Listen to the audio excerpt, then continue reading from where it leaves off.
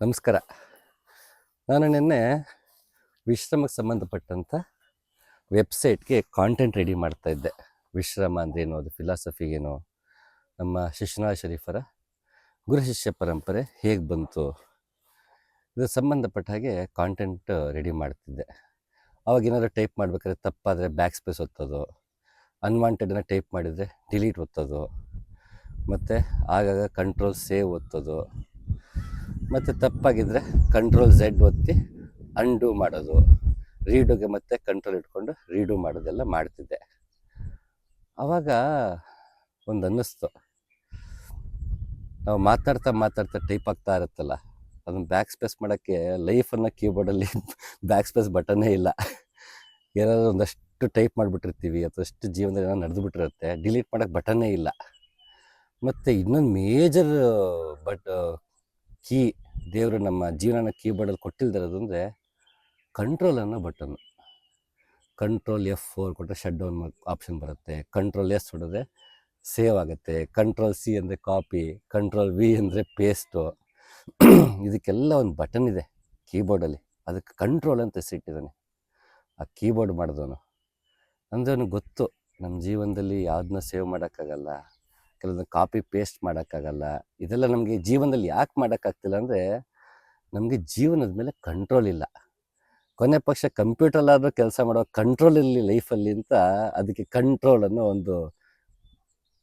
ಒಂದು ಕೀ ಕೊಟ್ಟು ಅದಕ್ಕೆ ಹೆಸರು ಕಂಟ್ರೋಲ್ ಅಂತ ಇಟ್ಟಿದ್ದಾನೆ. ಅಟ್ಲೀಸ್ಟ್ ಇಲ್ಲಾದ್ರೂ ನಿಮ್ಮ ಕಂಟ್ರೋಲ್ ಇರಲಿ ಅಂತ. ಜೀವನದಲ್ಲಿ ಕಂಟ್ರೋಲ್ ಅನ್ನೋದೊಂದಿಲ್ಲ, ಬಟ್ ಭಗವಂತ ಅವನು ಕೊಟ್ಟಿದ್ದಾನೆ ತುಂಬ ಇಂಪಾರ್ಟೆಂಟ್ ಕೀ. ಅದು ಬಂದು ಸ್ಪೇಸ್ ಬಾರ್. ಇದನ್ನು ಸರಿಗೆ ಬಳಸ್ಕೊಂಡ್ರೆ ನಾವು ಯಾವುದನ್ನೂ ಸ್ಟಾಪ್ ಮಾಡೋಕ್ಕಾಗಲ್ಲ, but you can play and pause. ಅದಕ್ಕೆ ಸ್ಪೇಸ್ ಕೊಟ್ಟಿದ್ದಾನೆ, ಅದಕ್ಕೂ ಮತ್ತು ಹೆಸರು ಸ್ಪೇಸ್ ಅಂತ ಇಟ್ಟಿದ್ದಾನೆ. ಬಹುಶಃ ಅವನು ಹಂಗೆ ಇಟ್ಟಿದ್ದಾನೋ ಗೊತ್ತಿಲ್ಲ, ನನಗಂತೂ ಹಾಗೆ ಅನಿಸುತ್ತೆ. ಈ ಸ್ಪೇಸ್ ಬಾರು ತುಂಬ ಮುಖ್ಯ ನಮ್ಮ ಜೀವನದಲ್ಲಿ. ಮತ್ತು ಸ್ಪೇಸ್ ಬಾರ್ ಕೂಡ ತುಂಬ ದೊಡ್ಡದಾಗಿದೆ, ಎಲ್ಲ ಕೀಗಳಿಗಿಂತ ತುಂಬ ಅಗಲವಾಗಿರೋಂಥ ಕೀ ಅಂದರೆ ಸ್ಪೇಸ್ ಅನ್ನೋ ಕೀ. ಲ್ಯಾಪ್ಟಾಪಲ್ಲಿ ಕಂಪ್ಯೂಟರ್ಸಲ್ಲಿ ನಾವು ನೋಡಿರ್ತೀವಿ, ಕೀಬೋರ್ಡಲ್ಲಿ ಸ್ಪೇಸ್ ಅನ್ನೋ ಕೀ ಇದೆ. ಎಲ್ಲದಕ್ಕಿಂತ ತುಂಬ ಉದ್ದವಾಗಿರೋಂಥ ಸ್ಪೇಸ್ ಜಾಸ್ತಿ ಇರೋಂಥ ಕೀ ಅಂದರೆ ಸ್ಪೇಸ್ ಬಾರ್. ನಮ್ಗೆ ಅಷ್ಟು ಸ್ಪೇಸ್ ಇರಬೇಕು ನಮ್ಮ ಲೈಫಲ್ಲಿ, ಅದಿಲ್ಲ ಅಂದಾಗ ಕಷ್ಟ. ಕಂಟ್ರೋಲ್ ಬಟನ್ ಇಲ್ಲ, ಬಟ್ ಈ ಸ್ಪೇಸ್ ಬಾರ್ ಇದೆ. ನಮಗೆ ಎಲ್ಲವೂ ಜೀವನ ನಡೀತಿರ್ಬೇಕಾದ್ರೆ ಕೀಪ್ ಆನ್ ಪ್ಲೇಯಿಂಗ್. ಆಗ ನಮ್ಮದೊಂದು ಸ್ಪೇಸ್ ಅಂತ ಇರುತ್ತೆ ಲೈಫಲ್ಲಿ, ಅದನ್ನು ಒತ್ತಿ we should pause for a while and then again play. ಮತ್ತು ಕೀಬೋರ್ಡಲ್ಲಿ ಎಲ್ಲ ಬಟನ್ಸು ನಾವು ಮತ್ತೆ ಯೂಸ್ ಮಾಡ್ಕೋಬೋದು. ಯಾಕೆಂದರೆ ಕಂಟ್ರೋಲ್ ಇಲ್ಲ ಲೈಫಲ್ಲಿ. When you have no control, you can't undo things, you can't redo things, you can't delete things. ಗೊತ್ತಿಲ್ಲದೆ ಡಿಲೀಟ್ ಆಗಿಬಿಟ್ರೆ ಅಂಡು ಮಾಡೋಕ್ಕಾಗಲ್ಲ ಮತ್ತು, ಯಾಕೆಂದರೆ ಕಂಟ್ರೋಲ್ ಇಲ್ಲ ಲೈಫಲ್ಲಿ. ಅದು ನನಗೆ ಅದೇ ಹೊಳಿತಾ ಇತ್ತು.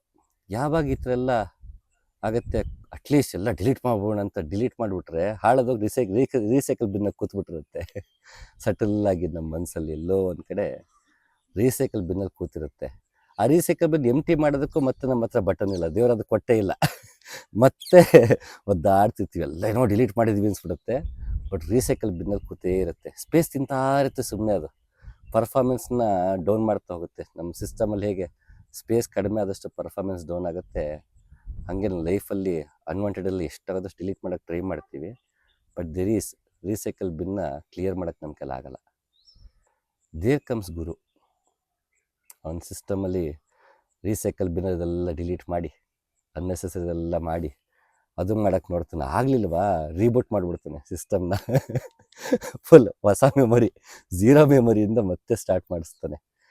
ಡಿಫಾಲ್ಟ್ ಸೆಟ್ಟಿಂಗ್ ಕರ್ಕೊಂಡು ಹೋಗ್ತಾನೆ. ನಾವು ಡಿಫಾಲ್ಟ್ ಸೆಟ್ಟಿಂಗಲ್ಲಿ ಬದುಕೇ ಇರಲ್ಲ. ಅವ್ನಿಗೆ ಗೊತ್ತದ ಫ್ಯಾಕ್ಟ್ರಿ ಸೆಟ್ಟಿಂಗಲ್ಲಿ ಹೇಗಿದ್ದರೆ ಪರ್ಫಾರ್ಮ್ ಮಾಡುತ್ತೆ ಚೆನ್ನಾಗಿ ಲ್ಯಾಪ್ಟಾಪ್ ಅಂತ ಗೊತ್ತಿರುತ್ತೆ. ಅದಕ್ಕೆ ಅವ್ನು ಲ್ಯಾಪ್ಟಾಪ್ ಮಾಡೋನೊಂದು ಫ್ಯಾಕ್ಟ್ರಿ ಸೆಟ್ಟಿಂಗು, ಡಿಫಾಲ್ಟ್ ಸೆಟ್ಟಿಂಗ್ ಅಂತ ಕೊಟ್ಟಿರ್ತಾನೆ. ಇದು ಶೋಭೆ ಥರ ತಪ್ಪ, ಇದು ಹಿಂಗೆ ಬಳಸು ಚೆನ್ನಾಗಿ ಪರ್ಫಾರ್ಮ್ ಮಾಡುತ್ತೆ ಅಂತ. ಅದ್ರ ಮಧ್ಯೆ ನಾವು ಯೂಸ್ ಮಾಡೋ ರೀತಿಯಲ್ಲಿ ಎಲ್ಲ ಹಾಳು ಮಾಡ್ಕೊಂಡಿರ್ತೀವಿ. ಮತ್ತು ನಮ್ಮ ಲ್ಯಾಪ್ಟಾಪ್ನೋ ಸಿಸ್ಟಮ್ನೋ ಮತ್ತೆ ರೀಬೂಟ್ ಮಾಡ್ಕೊಂಡು ಅದನ್ನು we go back to factory settings, default ಸೆಟ್ಟಿಂಗ್ನ ಹೋಗ್ತೀವಿ. ಅದಕ್ಕೆ ಮತ್ತೆ ಮ್ಯಾನ್ಯಲ್ ಬುಕ್ ಕೊಟ್ಟಿರ್ತಾನೆ, ಮತ್ತೊಂದು ಸರ್ವಿಸ್ ಸೆಂಟರ್ ಇರುತ್ತೆ. ಈ ಲೈಫನ್ನು ಲ್ಯಾಪ್ಟಾಪ್ಗೆ ಸರ್ವಿಸ್ ಸೆಂಟರ್ ಬೇಕಲ್ಲ, ಆಗ ಬರ್ತಾನೆ ಗುರುನಾಥ. ಅವನು ಬಂದು ಎಲ್ಲವನ್ನು ಮತ್ತೆ ಹೊಸದಾಗಿ ಶುರು ಮಾಡೋದಕ್ಕೆ ವಾಪಸ್ ನಮ್ಮ ಡಿಫಾಲ್ಟ್ ಸೆಟ್ಟಿಂಗ್ ಕರ್ಕೊಂಡು ಹೋಗ್ತಾನೆ. ಬೇಕಿದ್ದ ಅವಶ್ಯಕತೆ ನಮ್ಮ ರ್ಯಾಮ್ ಜಾಸ್ತಿ ಮಾಡ್ತಾನೆ, ಗ್ರಾಫಿಕ್ ಕಾರ್ಡ್ ಜಾಸ್ತಿ ಮಾಡ್ತಾನೆ. There comes guru as our service centre. ಹಾಗೆ ಅಂಥ ಒಂದು ಜೀವನದಲ್ಲಿ ಕಂಟ್ರೋಲ್ ಇಲ್ಲ ಅಂತಂದಾಗ, ನಮಗಿನ್ನೂ ಸರ್ವಿಸ್ ಸೆಂಟರ್ ಸಿಕ್ಕಿಲ್ಲ, ನನ್ನ ಲ್ಯಾಪ್ಟಾಪ್ ಕೆಟ್ಟಿದೆ ಅನ್ನೋ ಅರಿವು ನಂಗೆ ಇನ್ನೂ ಬಂದಿಲ್ಲ, ಅಥವಾ ನನ್ನ ಕೈಲೇ ರಿಪೇರ್ ಮಾಡ್ಕೊಳ್ಳೋಕ್ಕಾಗತ್ತೇನೋ ಅರಿವಲ್ಲೇ ನಾವಿದ್ದೀವಿ ಅಂದಾಗ, ಅಲ್ಲಿವರೆಗೂ ನಾವೇನು ಮಾಡ್ಬೋದು, ಸಿಸ್ಟಮ್ ಪೂರ್ತಿ ಸಾಮಾನ್ಯ ನಾವೆಲ್ಲ ಸಿಸ್ಟಮ್ ಪೂರ್ತಿ ಕೈ ಕೊಟ್ಟ ಮೇಲೆ ತೊಗೊಂಡೋಗೋದು ಸರ್ವಿಸ್ ಸೆಂಟ್ರಿಗೆ. ಹಾಗೆ ಅಲ್ಲಿವರೆಗೂ ನಾವೇನು ಮಾಡ್ಬೋದು, use that space bar, pass for a while. ಅಲ್ಲಿ ಕಷ್ಟ ಬಂತ ಪಾಸ್, ನೋವಾಯ್ತಾ ಪಾಸ್, ತುಂಬ ಸಂತೋಷ ಆಯಿತಾ ಪಾಸ್. ಸಂತೋಷ ಪಟ್ಟ ಯಾಕೆ ಪಾಸ್ ಮಾಡ್ಬೇಕಂತ ಕೇಳ್ಬೋದು ನಾವು. ಸಂತೋಷದಿಂದ ಮತ್ತೆ ವ್ಯಾಮೋಹ ಹೆಚ್ಚುತ್ತೆ, ಅಸಂತೋಷ ಪದೇ ಪದೇ ಬೇಕನ್ಸುತ್ತೆ, ನೋವು ಬೇಡ ಪದೇ ಪದೇ ಬೇಡ ಅನಿಸುತ್ತೆ. ಇವೆಲ್ಲವಕ್ಕೂ ಮಧ್ಯೆ ಒಂದು ಪಾಸ್. ಸೊ ಲೈಫಲ್ಲಿ ಅಪ್ಲೈ ಮಾಡ್ಕೊಳ್ಳೋದು ಹೇಗೆ? ಪಾಸ್ ಇರ್ಬೇಕು ಲೈಫಲ್ಲಿ, pause and play. How you pause and play in life? ನಮ್ಮೊಳಗೆ ನಾವು ಇಣುಕು ನೋಡೋಕ್ಕೆ ನಮಗೆ ಸ್ಪೇಸ್ ಬೇಕು. ಸೊ ಆ ಪಾಸ್ ಆ್ಯಂಡ್ ಪ್ಲೇ ಮಾಡೋಕ್ಕೆ ಸ್ಪೇಸ್ ಬಾರ್, ದಟ್ ಸ್ಪೇಸ್, ನಾವು ಆ ಸ್ಪೇಸ್ ಇಟ್ಕೊಂಡ್ರೆ you can pause and play. So space ಹೆಂಗೆ ತೊಗೊಳ್ಳೋದು ನಮ್ಮ ಲೈಫಲ್ಲಿ? ಏನೇ ಭಾವನೆ ಬಂತ ಪಾಸ್, ಹಿಂಗೆ ಪಾಸ್ ಮಾಡಬೇಕು. ನನಗೆ ಸಮಾಧಾನ ಆಗುತ್ತೆ ನನಗಿದ್ರೆ ಕೌಂಟ್ ಫ್ರಮ್ 1 to 10, 10 to 1. ಇಲ್ಲ ನಂಗೆ ಅಷ್ಟು ಸಾಕಾಗಲ್ವಾ, 1ಇಂದ 20ವರೆಗೂ ಕೌಂಟ್ ಮಾಡೋದು, ಅಥವಾ 20ಇಂದ 1 ಕೌಂಟ್ ಮಾಡೋದು. ನಮ್ಮ ಅವಶ್ಯಕತೆಗೆ ಎಷ್ಟು ಸ್ಪೇಸ್ ಬೇಕನ್ಸುತ್ತೋ ಅಷ್ಟು ಉದ್ದದ ಸ್ಪೇಸ್ ಬಾರ್ ನಾವು ಇಟ್ಕೊಂಡು ಯು ಪಾಸ್. 1 ನಿಮಿಷ ಸುಮ್ಮನೆ ಕೂರೋದು, ಮನಸ್ಸಲ್ಲಿ ಅನಿಸಿದ್ದೆಲ್ಲ ಬರೆದು ಬಿಡೋದು, ಗಾರ್ಡನಿಂಗ್ ಮಾಡೋದು, ಅಥವಾ ಒಂದು ಒಳ್ಳೆ ಲಾಂಗ್ ವಾಕ್ ಹೋಗೋದು, ಧ್ಯಾನ ಮಾಡೋದ್ಬಿಟ್ಟು ಇನ್ನೆಲ್ಲವನ್ನು ಮಾಡ್ಬೋದು. ಯಾಕಂದರೆ ಅಲ್ಲೂ ಅದು ಮತ್ತೆ ಪಾಸ್ ಆಗಲ್ಲ, ಶ್ರಮವೇ ಆಗಿಬಿಡುತ್ತೆ. ಆಗ ಎಷ್ಟೋ ಜನ ಅಷ್ಟೆಲ್ಲ ಟರ್ಮಾಯಿಲ್ಸಲ್ಲಿ, ದುಃಖದಲ್ಲಿ ಧ್ಯಾನ ಮಾಡಿದ್ರೆ ಸಮಾಧಾನ ಸಿಗುತ್ತೆ ಅಂದ್ಕೊಂಡು ಅದು ಪಾಸ್ ಬಟನ್ ಅಂದ್ಕೊಂಡು ಒತ್ತಾರೆ. ಆಗಲ್ಲ.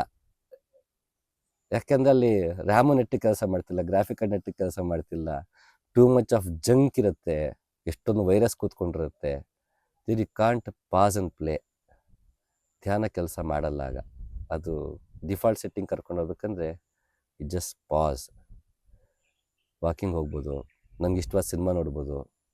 ಆಲ್ರೆಡಿ ನೋಡ್ರೆ ಸಿನಿಮಾನೇ ನೋಡಿದ್ರೆ ಅಟ್ಲೀಸ್ಟ್ ಆ್ಯಂಟಿಸಿಪೇಷನ್ ಎಕ್ಸ್ಪೆಕ್ಟೇಷನ್ ಕಡಿಮೆ ಆಗುತ್ತೆ. ನಮ್ಗೆ ಇಷ್ಟ ಆಗಿರೋ ಆಲ್ರೆಡಿ ನೋಡಿರೋ ಸಿನಿಮಾನೇ 10ನೇ ಸಲ ಇಲ್ಲ 11ನೇ ಸಲ ನೋಡಿದ್ರು ಪರವಾಗಿಲ್ಲ, ಅದೇ ಸಿನಿಮಾನೇ ನೋಡೋದು. ನಮಗೆ ಯಾವುದು ರಿಸ್ಕ್ ಫ್ರೀ ಫುಡ್ ಅನಿಸುತ್ತೋ, ರಿಸ್ಕ್ ಫ್ರೀ ಹೋಟೆಲ್ ಇರುತ್ತೋ ಅಲ್ಲೇ ಹೋಗಿ ಒಂದು ಮಸಾಲೆ ದೋಸೆ ತಿನ್ನೋದು, ಒಂದು ಐಸ್ ಕ್ರೀಮ್ ತಿನ್ನೋದು, ಇಂಥವು. ಆ ಥರ ಪಾಸ್ ಮಾಡಿ, ಅದೊಬ್ಬಂಗೆ 10 ನಿಮಿಷ ಆಗ್ಬೋದು, ಒಬ್ಬಂಗೆ 10 ಸೆಕೆಂಡ್ ಆಗ್ಬೋದು, ಒಬ್ಬಂಗೆ 1 hour ಆಗ್ಬೋದು. Just pause without taking any hasty decisions.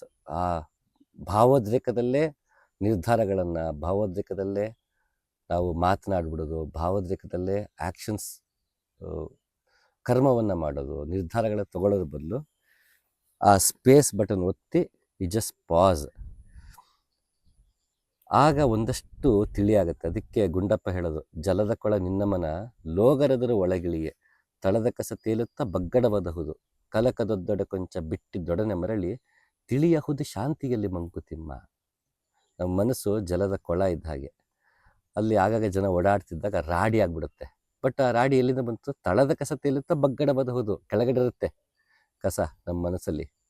ಹಳೆದೆಲ್ಲ delete ಮಾಡದೆ ಇಟ್ಕೊಂಡಿರೋದು, ಸ್ಪೇಸ್ ಅನ್ನೆಸೆಸರಿ ಜಂಕ್ ಫೈಲ್ಸ್ ಎಲ್ಲ ಇರುತ್ತೆ, ಅಥವಾ ಅನ್ಯೂಸ್ಡ್ ಫೈಲ್ಸು, ಏನು ಎಷ್ಟೊಸಲಿ ಏನು ಸೇವ್ ಮಾಡಿದ್ರಿಂದ ಮರ್ತೋಗ್ಬಿಟ್ಟಿರುತ್ತೆ ನಮಗೆ, ಅಂಥದ್ದೆಲ್ಲ ಕೂತಿರುತ್ತೆ. ಅದೆಲ್ಲ ನಮ್ಮ ಮನಸ್ಸಲ್ಲಿ ಜನಗಳು ನಮ್ಮ ಹೊರಗಿನ ವ್ಯವಹಾರ ಜೊತೆ ಇದ್ದಾಗ ಅದೆಲ್ಲ ಮೇಲೆ ಬರುತ್ತೆ. ತಳದ ಕಸ ತೇಲುತ್ತಾ ಬಗ್ಗಡವದಹುದು, ಕಲಕದೊದ್ದೊಡೆ ಕೊಂಚ ಬಿಟ್ಟಿದ್ದೊಡನೆ ಮರಳಿ, ತಿಳಿಯಹುದು ಶಾಂತಿಯಲ್ಲಿ ಮಂಕುತಿಮ್ಮ. ಅಯ್ಯೋ ನೀರು ಕದಡೋಯ್ತು, ಕೆಸರಾಗೋಯ್ತಲ್ಲಪ್ಪ, ಏನಪ್ಪ ಮಾಡೋದು? ಏನೂ ಮಾಡಬೇಕಾಗಿಲ್ಲ, ಸುಮ್ಮನೆ ಕೂತು ಸಾಕು, ತಾನಾಗೆ ಆ ನೀರಲ್ಲಿರೋಂಥ ಎಲ್ಲ ದುಗುಡ ದುಮ್ಮಾನಗಳೆಲ್ಲ ಇದಾಗಿ ನೀರು ಮತ್ತೆ ಶಾಂತವಾದಾಗ ತಾನಾಗೆ ಕಸ ಎಲ್ಲ ಕೆಳಗೆ ಹೋಗ್ಬಿಡುತ್ತೆ. ಹಾಗೆ ಮನಸ್ಸನ್ನು ಕಲಕದೊದ್ದೊಡೆ ಕೊಂಚ ಬಿಟ್ಟಿದ್ದೊಡನೆ ಮರಳಿ, ತಿಳಿಯಹುದು ಶಾಂತಿಯಲ್ಲಿ ಮಂಕುತಿಮ್ಮ. ತಾನಾಗೆ ನೀರು ತಾನಾಗೆ ಶಾಂತವಾದ ಹಾಗೆ ಮನಸ್ಸು ಕೂಡ ಶಾಂತವಾಗುತ್ತೆ. ಅದಕ್ಕೆಲ್ಲ ಕಡೆನೂ ಮನಸ್ಸನ್ನು ನೀರಿಗೆ ಹೋಲಿಸಿರೋದು. ಕಡಕೊಳ ಮಡಿವಾಳಪ್ಪ ಚೆನ್ನಾಗಿ ಹೇಳ್ತಾನೆ, ಮನ ನದಿ ಯಾರು ದಾಟಿಲ್ಲ, ನೀರಿಲ್ಲದ ನದಿಯಲ್ಲಿ ಮುಳುಗ್ಯಾರೋ ಎಲ್ಲ ಅಂತ. ಮನದ ನದಿ ಯಾರು ದಾಟಕ್ಕಾಗಿಲ್ವಂತೆ, ನೀರಿಲ್ಲದ ನದಿಯಲ್ಲಿ ಮುಳುಗ್ಯಾರೋ ಎಲ್ಲ ಅಂತ ಕಡಕೊಳ ಮಡಿವಾಳಪ್ಪ ಹೇಳ್ತಾನೆ. ಅದನ್ನೇ ಗುಂಡಪ್ಪ ಹೀಗಂತಾರೆ. ಬುದ್ಧನ್ ಕೂಡ ಒಂದು ಕತೆ, ಬಹುಶಃ ಬೇರೆ ಯಾವುದೋ ಸಂಚಿಕೆಯಲ್ಲಿ ನಾನು ಮಾತಾಡಿರ್ತೀನಿ. ಬುದ್ಧ ಮತ್ತು ಒಂದು ಶಿಷ್ಯ ಕಾಡನ್ನು ನಡ್ಕೊಂಡು ಹೋಗ್ತಿರ್ತಾರೆ. ಒಂದು ಕಡೆ ಅವನಿಗೆ ದಾಹ ಆಗ್ಬಿಡುತ್ತೆ ಬುದ್ಧನಿಗೆ. ನನಗೆ ದಾಹ ಆಗ್ತದೆ, ನೀರು ಬೇಕು ಅಂತ. ಬಟ್ ಕಾಡಿನ ಮಧ್ಯೆ ನೀರೆಲ್ಲೂ ಸಿಗದಿರೋಂಥ ಪರಿಸ್ಥಿತಿ. ಶಿಷ್ಯ ಕೇಳ್ತಾನಲ್ಲಪ್ಪ, ಇಷ್ಟರ ಮೇಲೆ ದಾಹ ಎಲ್ಲಿಂದ ತರೋದು ನೀರು? ನಾವು ಹಿಂದೆ ನಡ್ಕೊಂಬರ್ತಿದ್ದ ಜಾಗದಲ್ಲಿ ಒಂದು ಚಿಕ್ಕ ನೀರಿಂದು ಇದಿತ್ತಲ್ಲ, ಪಾಂಡ್ ಥರ ಇತ್ತಲ್ಲ, ಅಲ್ಲಿಂದ ನೀರನ್ನ ತೊಗೊಂಡು ಬಾ. ಅಲ್ಲಪ್ಪ, ನಾವೀಗ ಅದ್ರ ಮೇಲೆ ಈಗ ತಾನೇ ನಡೆದ್ಬಿಟ್ಟಿದ್ದೀವಿ, ರಾಡಿ ಆಗಿರುತ್ತೆ, ಆ ನೀರು ಕುಡಿಯೋ ಯೋಗ್ಯವಾಗಿರಲ್ಲ, ಆ ನೀರಾಗಲ್ಲ, ಮುಂದೆ ಹಳ್ಳಿಗೆ ಹೋಗಿ ನೀರು ತೊಗೊಂಡು ಕುಡಿಯೋದಾಯ್ತು, ನಡಿ ಮುಂದಕ್ಕೆ ಹೋಗೋಣ ಅಂತ ಶಿಷ್ಯ. ಬುದ್ಧ ಒಪ್ಪಲ್ಲ, ಇಲ್ಲ ನಂಗೆ ಆ ನೀರು, ಆ ಪಾಂಡಿಂದನೇ, ಆ ಪುಟ್ಟ ಕೊಳದಿಂದನೇ ನಂಗೆ ನೀರು ಬೇಕು, ಅಲ್ಲಿಂದ ತೊಗೊಂಬಾ. ಏನಪ್ಪ ಯಾವತ್ತೂ ಹಠ ಮಾಡಿದ್ರೆ ಬುದ್ಧ ಹಿಂಗೆ ಹಠ ಮಾಡ್ತಿದ್ದಾನಲ್ಲ ಅಂತ. ಸರಿ, ವಿಧಿ ಇಲ್ಲ, ಬುದ್ಧನ ಮತ್ತೆ ಕೇಳಲೇಬೇಕು. ಶಿಷ್ಯ ಹೋಗ್ತಾನೆ ವಾಪಸ್ ನಡ್ಕೊಂಡು, ಅದೇ ಕೊಳಕ್ಕೆ ಹೋಗ್ತಾನೆ. ನೋಡಿದ್ರೆ ರಾಡಿ ಆಗ್ಬಿಟ್ಟಿದೆ ನೀರು, ಇವರಿಬ್ಬರೇ ನಡೆದ್ಬಿಟ್ಟಿದೆ, ರಾಡಿ ಆಗ್ಬಿಟ್ಟಿದೆ. ಸರಿ, ಹಾಗಂತ ಅದೇ ನೀರನ್ನು ತೊಗೊಂಬರೋಕ್ಕಾಗಲ್ಲ. ಏನು ಮಾಡ್ತಾನೆ, ಸರಿ ರಾಡಿ ಎಲ್ಲ ಇದೆಯಲ್ವಾ, ಒಂದು 10 ನಿಮಿಷ ಕೂರೋಣ, ಎಲ್ಲ ಕೆಸರೆಲ್ಲ ಕೆಳಗೆ ಹೋಗುತ್ತೆ, ತಿಳಿ ನೀರು ಮೇಲೆ ಬರುತ್ತೆ, ಅವಾಗ ತೊಗೊಂಡು ಹೋಯ್ತಾಯ್ತು ಅಂತ ಕೂರ್ತಾನೆ ತಾಳ್ಮೆಯಿಂದ. ಅದು ನೀರು ಕೆಸರೆಲ್ಲ ಕೆಳಗೆ ಹೋಗೋರ್ಗು ಕೂತ್ಕೊಂಡು ನೋಡ್ತಾ ಇರ್ತಾನೆ. ಆ ಕೊಳನೆ ನೀರಲ್ಲಿ ತಿಳಿ ಆಗೋದನ್ನ ನೋಡ್ತಾ ಇರ್ತಾನೆ. ಆಗೊಂದು ಅನ್ಸುತ್ತೆ, ಹೌದಲ್ವಾ, ಬುದ್ಧ ಇದಕ್ಕೆ ನನ್ನ ಕಳಿಸಿದ್ದು. ಮನಸ್ಸು ಮತ್ತು ಬುದ್ಧಿ ಈ ನೀರಿನ ಥರನೇ ಅಲ್ವಾ, ಆಗಾಗ ಕೆಸರು ಮೇಲೆ ಬರ್ತಿರುತ್ತೆ, ಆಗಾಗ ಶಮನ ಆಗ್ತಿರುತ್ತೆ. ನಾವೇನೋ ಅದನ್ನು ಸರಿಪಡಿಸ್ತೀವಿ ಅಂತ ಹೋಗಿ ಆ ಒಂದು ಗೊಂದಲದಲ್ಲೇ, ಆ ಟರ್ಮಾಯಿಲ್ಸಲ್ಲೇ ನಾವು ಆ್ಯಕ್ಷನ್ಸ್ ಕರ್ಮವನ್ನು ಮಾಡಿಬಿಡ್ತೀವಿ, ನಿರ್ಧಾರಗಳನ್ನ ತೊಗೊಂಡ್ಬಿಡ್ತೀವಿ. ಆಗ ಮತ್ತಷ್ಟು ಕದಡ್ತೀವಿ ಎಲ್ಲವನ್ನು. ದ್ವಂದ್ವದಿಂದ ದ್ವಂದ್ವೇ ಹುಟ್ಟುತ್ತೆ ಹೊರತು ದ್ವಂದ್ವದಿಂದ ಸ್ಪಷ್ಟತೆ ಹುಟ್ಟಲ್ಲ.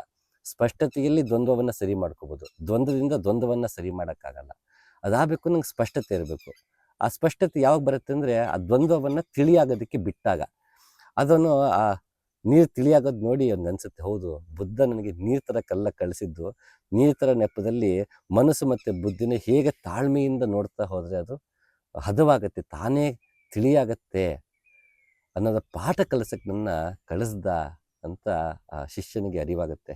ಅದಕ್ಕೆ ಗುಂಡಪ್ಪ ಹೇಳೋದು, ಒಲೆ ಮೇಲೆ ಹಾಲಿಟ್ಟಂಗೆ ಮನಸ್ಸು ಅಂತ. ಅದನ್ನ ಅರ್ಧಂಬರ್ಧ ಕಾರಿಸ್ಬಿಟ್ರೆ ಅದು ಹಸಿಯಾಗಿ ಉಳ್ಕೊಂಡ್ಬಿಡುತ್ತೆ. ಹಾಗಂತ ಗಮನ ಕೊಡದೆ ನಾವು ಉರಿನ ಹಾಗೆ ಬಿಟ್ಬಿಟ್ರೆ ಅದು ಹಾಲು ಉಕ್ಕಿ ಹರಿದೋಗ್ಬಿಡುತ್ತೆ.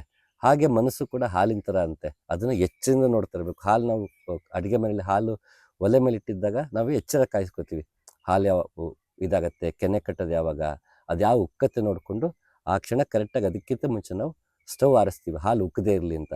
ಹಾಗೆ ಮನಸ್ಸನ್ನು ನಾವು ಆಗಾಗ ಎಚ್ಚರಿಕೆಯಿಂದ ನೋಡ್ತಿರ್ಬೇಕಂತೆ. ಅರ್ಧಂಬರ್ಧ ಬೇಯಕ್ಕೆ ಬಿಟ್ಟರೆ ಹಸಿ ಆಗಿಬಿಡುತ್ತೆ, ತುಂಬ ಬೇಯಕ್ಕೆ ಬಿಟ್ಟರೆ ಹಾಲು ಉಕ್ಕೋಗ್ಬಿಡುತ್ತೆ. ಅದೇ ಥರ ಮನಸ್ಸು ಕೂಡ ಅಷ್ಟೇ, ಅದನ್ನೆಚ್ಚರದಿ ನೋಡು ಮಂಕುತಿಮ್ಮ ಅಂತ ಗುಂಡಪ್ಪ ಒಲೆ ಮೇಲೆ ಇಟ್ಟಿರೋ ಹಾಲಿನ ಹಾಗೆ ಮನಸ್ಸು, ಅದನ್ನು ಎಚ್ಚರದಿಂದ ನೋಡು, ಪೂರ್ತಿ ಹಸಿಯಾಗೋಕ್ಕೂ ಬಿಡಬೇಡ, ಪೂರ್ತಿ ಉಕ್ಕಿ ಹರಿಯೋದಕ್ಕೂ ಬಿಡಬೇಡ ಅಂತ ಹಾಲಿಗೆ ಗುಂಡಪ್ಪ ಮನಸ್ಸನ್ನು ಹೋಲಿಸ್ತಾರೆ. ಹಾಗೆ ನಮಗೆ ಮನಸ್ಸನ್ನು ಹೇಗೆ ನಿಭಾಯಿಸಬೇಕು ನಮಗೆ ಅದು ಗೊತ್ತಿರಬೇಕು. ಅದು ಗೊತ್ತಾಗಬೇಕು ಅಂದರೆ ಮನುಷ್ಯ ಎಚ್ಚರದಿಂದ ಇರಬೇಕು. ಆ ಎಚ್ಚರಕ್ಕೆ ಯಾವಾಗ ನಮಗೆ ಗುರುವಿನಿಂದಲೇ ಕಲಿಯುವಂಥ ಅವೇರ್ನೆಸ್ಸು, ಗುರು ಸಿಗೋವರೆಗೂ ನಾನು ಹೇಗೆ ಪ್ರಾಕ್ಟೀಸ್ ಮಾಡ್ಬೋದು ಲೈಫಲ್ಲಿ ಅಂತಂದಾಗ ಆ ಸ್ಪೇಸ್ ಬಾರ್ ನಮ್ಗೆ ಯೂಸ್ ಆಗುತ್ತೆ. Just pass for a while, ಒಂದು ಸ್ವಲ್ಪ ಹೊತ್ತು ಪಾಸ್ ಮಾಡಿ. ಆ ಸ್ವಲ್ಪ ಹೊತ್ತು ನಮ್ಮ ಸ್ವಧರ್ಮಕ್ಕೆ ಬಿಟ್ಟಿರುತ್ತೆ. ಇಷ್ಟೇ ಸೆಕೆಂಡ್ ಪಾಸು, ಇಷ್ಟು ನಿಮಿಷ ಪಾಸ್ ಅಂತ ಹೇಳೋಕ್ಕಾಗಲ್ಲ. ನಮಗೆ ಪಾಸ್ ಮಾಡಿ ನಮ್ಮ ಮನಸ್ಸನ್ನು ನೋಡ್ತಾ ಹೋಗೋದು, ತಿಳಿಯಾಗೋದಕ್ಕೆ ಕಾಯೋದು. ಜಲದ ಕೊಳ ನಮ್ಮನ್ನು ಕಗ್ಗ ನೆನಪಿಸ್ಕೊಂಡು ನಾವು ಕಾಯೋದು. ಅದು ತಿಳಿಯಾದ್ಮೇಲೆ again you press that space bar, ಮತ್ತೆ ಪ್ಲೇ ಆಗುತ್ತೆ. ಆಗ ಮತ್ತೆ ಎಲ್ಲವೂ ಸುಗಮವಾಗಿ ನಡೆಸೋವಂಥ ಕ್ಷಮತೆ ಮತ್ತು ಸಹನೆ ಬರುತ್ತೆ. ಆಗ ನಮಗೆ ಪರಿಸ್ಥಿತಿ ಬದಲಾಗುತ್ತೋ ಬಿಡುತ್ತೋ, ಪರಿಸ್ಥಿತಿನ ಎದುರಿಸುವ ಮನಸ್ಥಿತಿ ನಮಗೆ ಬಂದಿರುತ್ತೆ. ಅಂತಹ ಮನಸ್ಥಿತಿಯಲ್ಲಿ ನಾವು ಮುನ್ನಡೆದಾಗ ಪರಿಸ್ಥಿತಿ ತಾನಾಗೇ ಬದಲಾಗ್ಬಿಡುತ್ತೆ. ಹಾಗೆ ಅಂಥ ಒಂದು ಗುಣಲಕ್ಷಣವನ್ನು ಬೆಳೆಸ್ಕೊಳ್ಳೋದಕ್ಕೆ ನಮಗೆ ಭಗವಂತ ಕೊಟ್ಟಿರೋ ಒಂದು ಕೀ ಅಂದರೆ ಅದು ಪಾಸ್. ಅದಕ್ಕೆ ಬಹುಶಃ ಅದಕ್ಕೆ ಕೀಬೋರ್ಡ್ ಅಂತ ಹೆಸರಿಟ್ಟಿದ್ದಾನೆ ಅನ್ಸುತ್ತೆ. ಎಲ್ಲದಕ್ಕೂ ಕೀ ಅದೇನೆ. ಹಾಗೆ ಭಗವಂತ ಒಂದು ಕೀ ಕಿತ್ಕೊಂಡ್ಬಿಟ್ಟಿದ್ದಾನೆ, ಕಂಟ್ರೋಲ್ ಅನ್ನೋ ಕೀ ಕಿತ್ಕೊಂಡಿದ್ದಾನೆ. ಬಟ್ ಪಾಸ್ ಆ್ಯಂಡ್ ಪ್ಲೇ ಮಾಡೋದಕ್ಕೆ ಒಂದು ಸ್ಪೇಸ್ ಅನ್ನೋ ಕೀ ಕೊಟ್ಟಿದ್ದಾನೆ. That key is the key to your happiness, that is the key to your mindfulness. ಅದು ನಿಮ್ಮ ಜೀವನವನ್ನು ಹಸನಾಗಿ ಇಟ್ಕೊಳ್ಳೋದಕ್ಕೆ ಬೇಕಿರುವಂಥ ಕೀ. ಹಾಗೆ ಅಂಥ ಕೀ ಬಳಸ್ಕೊಂಡು ಎಲ್ಲರೂ ಆಗಾಗ ಪಾಸ್ ಮಾಡಿ ಆಗಾಗ ಪ್ಲೇ ಮಾಡಿ ಗುರು ಸಿಕ್ಕಿದ ತಕ್ಷಣ ಡಿಫಾಲ್ಟ್ ಸೆಟ್ಟಿಂಗಿಗೆ ಬರಲಿ ಅಂತ ಕೇಳ್ಕೊಳ್ತಾ ಮತ್ತೊಮ್ಮೆ ಸಿಗ್ತೀನಿ. ನಮಸ್ಕಾರ.